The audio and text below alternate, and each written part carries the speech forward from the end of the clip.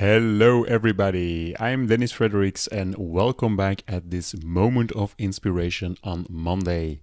Every Monday I share with you an example of good or bad leadership, and I do so because I support ambitious leaders who want to reach more in an easier way.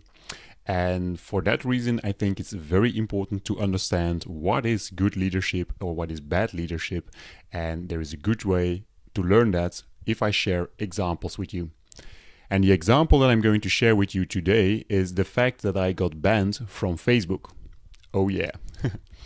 Well, there was a blog post that I wrote and I was promoting it through Facebook, but in the title I used the F word. And probably it seems that the only word that starts with an F and ends on "uk" that you can use on Facebook is the word fire truck. And that wasn't exactly the word that I was using. Now, the F word that I was using was in a totally different connotation. It was not in a bad way. It was not that I was yelling out something or that I was arguing against something. No, it was actually in a way like unfiretruckwittable, which is an expression that comes out of the book The Code of the Extraordinary Mind, written by Vishen Lakhiani. And it is an expression that indicates that you are standing very tall, very strong with your own ideas, and that you don't let yourself be influenced by external things that are happening around you. So actually the F word in a very positive way.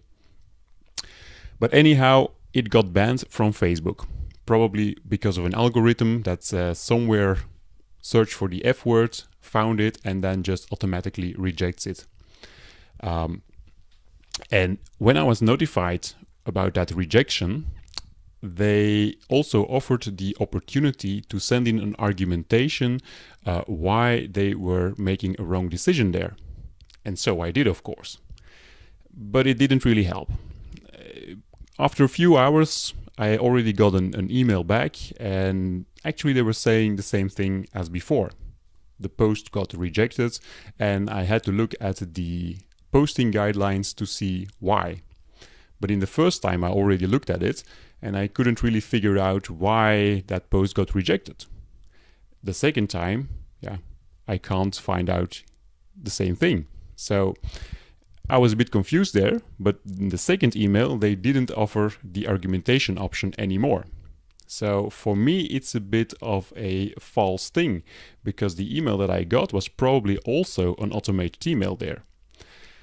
And that's the leadership lesson that I got out of this. If you, as a leader, offer an opportunity to somebody or offer an option to somebody, then make sure that you live up to that thing that you're offering. For example, if you are stating to your people that you offer an open door policy and that everybody can always come in and talk to you about anything they want, but nobody dares to come in, or once they do, that you are not open-minded enough to discuss anything they want to discuss, or that you don't have the time to discuss it, then you're actually not living up to your own policy or your own promises that you make. And that's very important for me as an example of good leadership when you do it like that. And here in the case of Facebook, it was clearly not the fact. They just sent me out an automatic reply. They were offering the option for sending in an argumentation, but once I did, they didn't do anything with it and they just replied in the same way. Then why are they offering that option? So that's my suggestion to you for the next coming week, to analyze for yourself which are the options that you're offering, which are the promises that you're making, and are you actually living up to those promises or those perceptions that you create? And if not, then you should change them.